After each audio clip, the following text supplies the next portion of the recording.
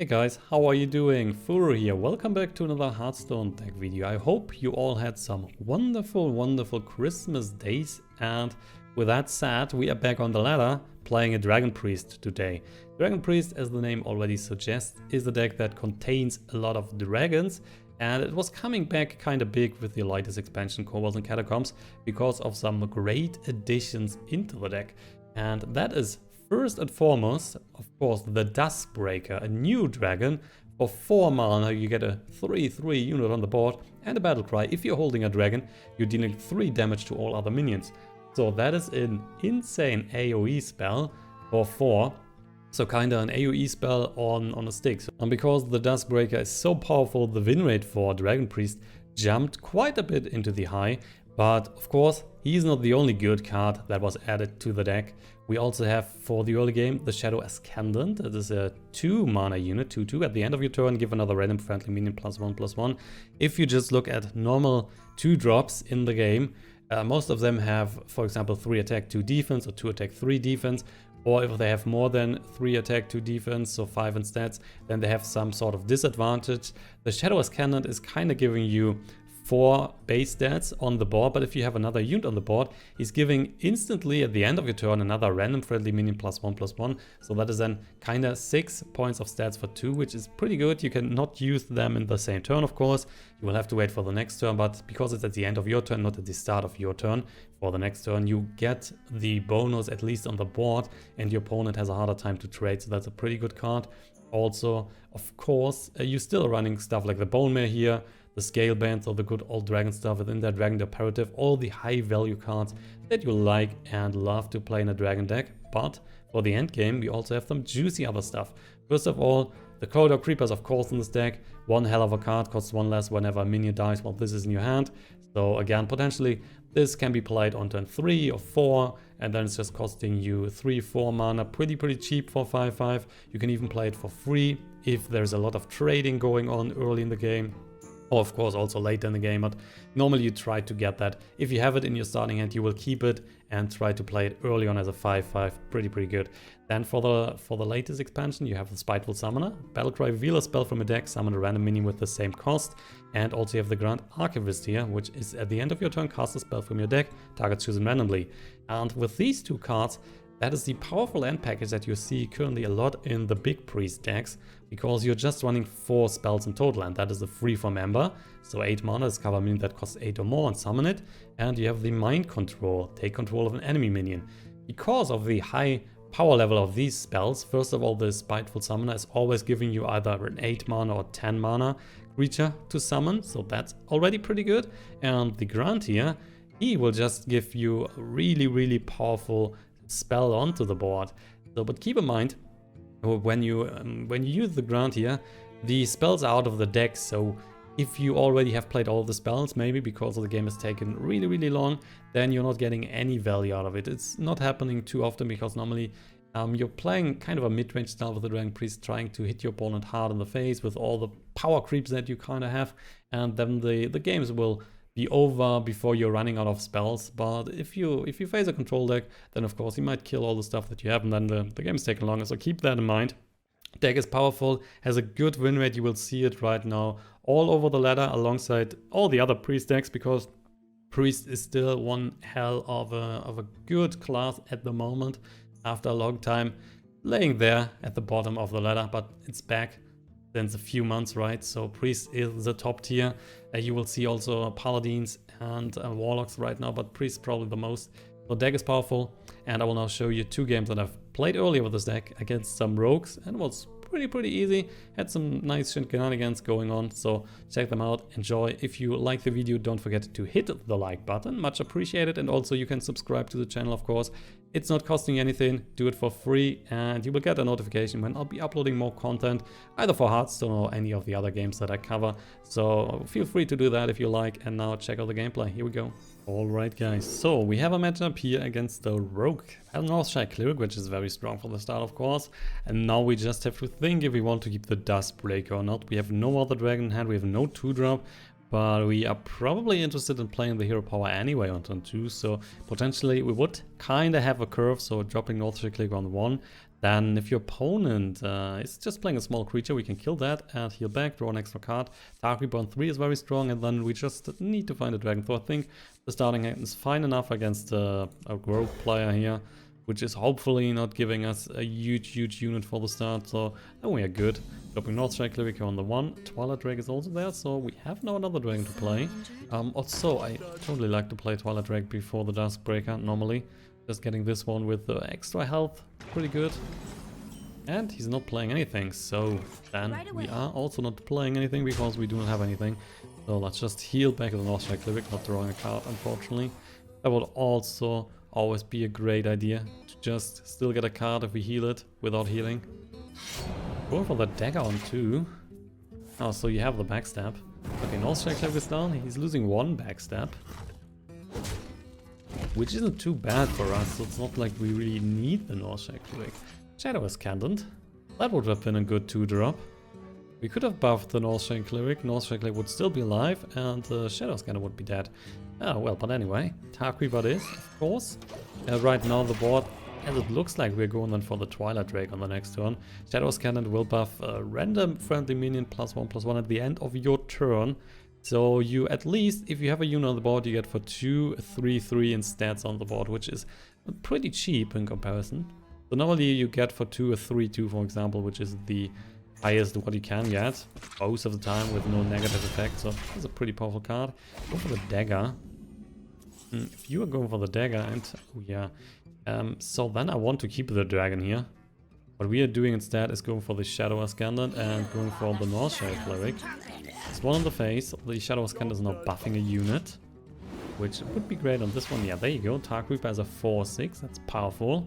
And we are keeping the Twilight Drake because we want to have the dragon as an activator for the Duskbreaker. So if we need to, we can still do the AoE effect. Spellbreaker is coming in. Well, so we're losing the stats, but we still have the Shadow Ascendant. Maybe? No, we have not. Well, so there's the Salty Deckhand, and surprisingly, there is no patches spawning. Why is there no patches spawning? Well, that's a good question. That's a very good question. Do you have patches in hand, or are you not playing patches? You should play patches, so probably in his hand. Let's hit the Spellbreaker here. He will then draw an extra card, because I just like that. The Corridor Creeper, yeah, I like that as well. Then we're dropping Dark Reaper, so again, Spellbreaker is running into that. And then we might just draw more cards next turn. We can still heal the Dark Reaper right now. What he can do is trade, losing Spellbreaker. Our Dark Reaper is down, which would also mean that the Corridor Creeper is going down to 5. Then we might play all there's patches, and there you go. Oh, but it looks like he's using the patches for trade. He's afraid to go with the weapon, not taking the extra points of damage. Interesting. Because you also have the agent. Alright, so our Northshire Cleric is down. Boom, there you go. That means the Creeper here is down to 3. So it's just getting cheaper and cheaper. And we got a Drakonid Operative. So we can now play the Operative. We can play the Dark Reaper. We can even play Dark Reaper and the Twilight Drake. But I would say Drakonid Operative is just too nice to not play it. So we got an agent, we got Cobalt Scalebane, and we got Leroy Jenkins. Oh, there's a lot of decent stuff. So what are we picking? That's really a good card. Leroy Jenkins is great as well, 6 extra. And the agent is not bad either. Next time we're probably playing the Bonemare anyway. Buffing a unit here. We're not doing that, we have 7, so we could play Twilight Drake, agent. Or we're just keeping the dragon. Let's just keep the dragon, I like that the most. 1 in the face. We can still play the Duskbreaker. So if he's giving me more shit on the board, we're just dropping the Duskbreaker. Boom, everything is down. Corridor Creeper. And the Slayer. Oh, that's bad, sir. That's really bad. The only good thing is the Creeper's down to 1. Another Drakonid Operative. How about Duskbreaker, Corridor Creeper, and heal back? Right, that we do not have to heal back. And Drakonid Operative is not that bad either. He's down to 3 cards. Let's go Drakonid Operative. Shadow Step. Minstrel Adwin. Probably the Adwin. I mean, Shadow Step, we can play Duskbreaker twice. See, that's better. Yeah, that's better. Just playing the Duskbreaker twice, that's a lot of damage. And then we're also dropping the Creeper. So powerful board, but if he's giving us another Slayer, then I think we need the double Duskbreaker. Dropping that Bonemare. Looks like an easy trade, he's just hitting the face. So how about Duskbreaker time? It was good that we picked up the Shadow. Mind control, no thank you sir. So it's the first Duskbreaker, which is crushing 2 units. We will then go for 5 on the face. And we will just play another Duskbreaker, because we can. And we can for 2, killing everything, and we heal him back to 23. So we still have a unit on the board, he lost all the units, we were able to push 5 on his face. And then I can still play a Bonemare, for example, on the next turn. Prince, coming a bit too late, but in combination with the Elf, and that's still decent value, so he's getting 2 minions from his deck. These minions are getting buffed by the Prince. He has no chance to get the Prince back apparently, so we can just kill the Prince to make sure that he's not getting that back. We also have a Bonemare here, which is another nice idea. So, but I think we want to kill that. So how about we just killing that? We're just killing that and then drop the Bonemare. And also heal the unit back, so we have a 7/7 here. Another Slayer would be bad. But well, at least we have the Bonemare on the board. Swashbuckler, he's adding a random class card to his hand from our class. It's also Tar Creeper. And another Tar Creeper. Oh, maybe we are stealing one. Let's see. Maybe we are stealing one on the other hand. Twilight Drake. Spiteful Summoner. That's not too bad either. That is not too bad either. So what do we have still? We have 3 from Ember and we have the Mind Control. So probably the highest chance is to get a 3 from Ember here. Or we're just dropping this. Now you know what? We're dropping the Twilight Drake. And we're then also going for the Spiteful Summoner. Let's see what we're picking up. Most likely it's an 8 mana creature. There you go, 3 from Ember. Which is giving us... Oh, the Boogie Monster. Funny. That's it that. And I think we're keeping the Bonemare as it is now. So the Boogie Monster getting buffed whenever we attack and kill the minion. He's getting +2/+2. Well, all the minions are pretty small right now, so the Boogie Monster might get a bit buffed here and there. This guy's tough. The agent for 2 on our little Drake. Are you using the weapon? Wait, what? He's taking the 7. Wow. Well, you know that you just have 12 now, right? So that you need to trade heavily. He's not even... Wow. You're not even trading. Well, I think... Well, the Mind Control. Boom. Let's steal that. Face for the victory. So, thanks a lot, sir. For using your weapon to take a 7 in your face. So, that's a win. GG, Monkey Tiger. Surprise, surprise. Our second game is also against the Rogue. Netherspite Historian, we definitely keep the Creeper, Kabal Talonpriest, Tar Creeper. So this Creeper we're keeping. And because we have the Netherspite Historian, we want the dragon in our hand, and that's why I will drop the Kabal Talonpriest. We just pick up a small dragon, please. That would be so excellent. That's not a dragon, that's a big Bonemare. Okay, so we will make it work. We will find a dragon. In the worst case, we'll just coin it to the Tar Creeper. There's another one. Oh yeah, coining it to Tar Creeper looks alright. And then keep another Spite until we find a dragon. Just like that. The dagger, he's not hitting. Oh, he's not hitting. There's a dragon. There's a dragon. Let's play. Then the Netherspite Historian. If we have a dragon, we want more dragons. Duskbreaker, Twilight Drake. I like the Duskbreaker, so we were picking the Duskbreaker. AoE damage is never bad, especially if you have no spells to deal AoE damage. But the Duskbreaker is just AoE on a stick, so why not? Backstepping the Netherspite Historian to kill it. Kinda expensive, it's just a small unit, I don't think you have to, and the Advent is just a 4/4, so I don't think that was the bravest to drop. Glimmerroot, nope, we're going for the Tar Creeper, which is then good enough to eat 1 weapon, and he's also trading with the Advent, so then the Advent is at 1 point, and if we go for the Duskbreaker, we can kill everything, especially with such a board that is just way too good for us.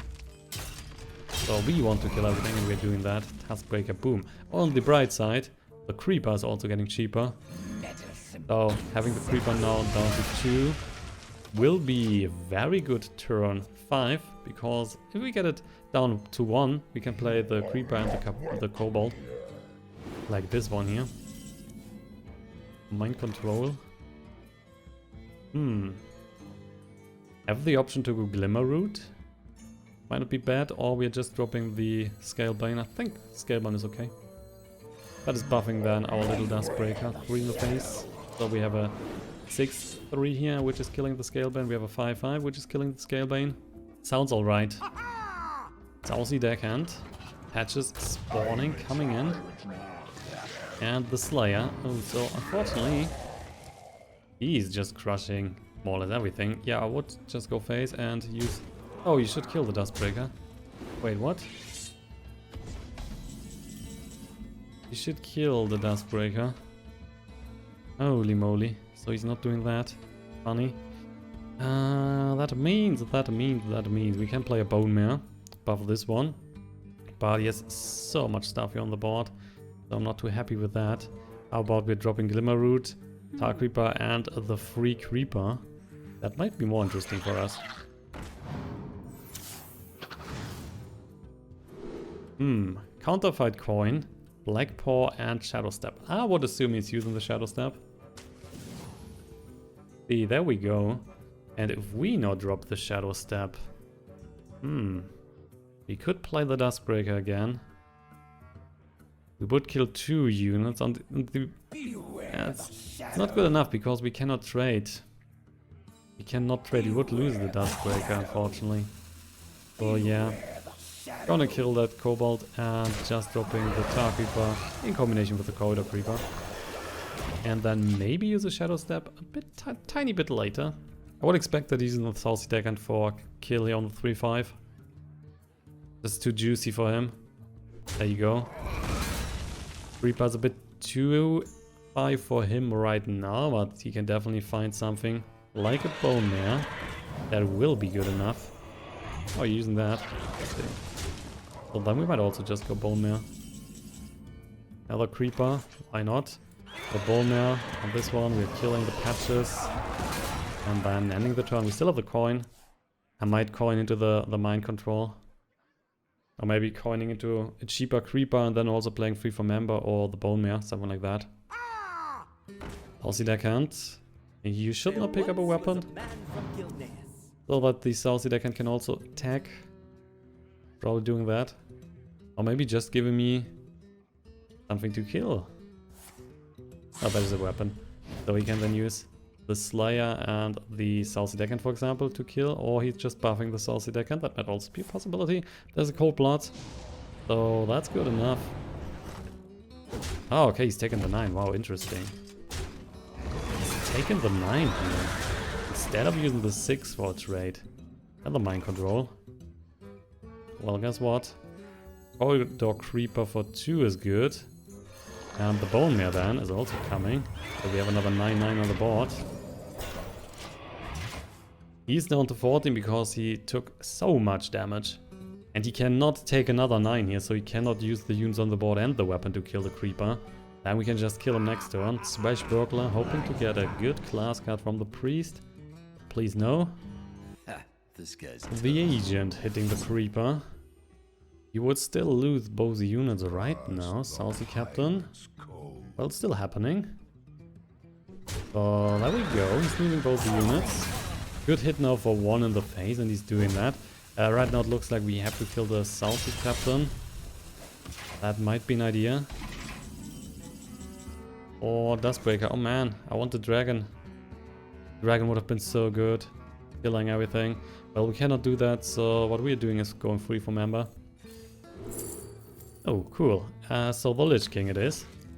Gonna kill that stupid Saucy Captain.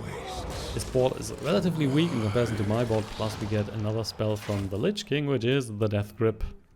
Well, we are stealing a minion from our opponent's deck. Would be cool if we get Leroy Jenkins. That would be a nice deal. There's a Prince. Again, like in the first Rogue game, the Prince is coming too late, kinda. He's still getting value, of course. But the Prince is great when you have him early in the game. And there is Leroy Jenkins. Alright, so that's a trade, and then you can kill the small ones. Oh, you're killing the big one. Taking more damage. Interesting. So you're down to 9 then. Okay. I'm not too unhappy with that. Kabal Talonpriest. Guess what? So I do not want to steal it with a mind control. We're using the death grip here. Hopefully getting something very good, like a corridor creeper. Oh yeah. Oh yeah, that is good. Gonna hit that. So we can play the creeper for 4. Isn't that cheap? Yes, it is. And the Kabal Talonpriest, we can just buff the creeper. Then we have 9 on the board. He's at 9 life. So guess what? That is enough to kill him. And with 2 cards in his hand, I would expect that this game is over right now, because there's not much he can do. And there is a concede. Smart moves. That's right. Killing another rogue.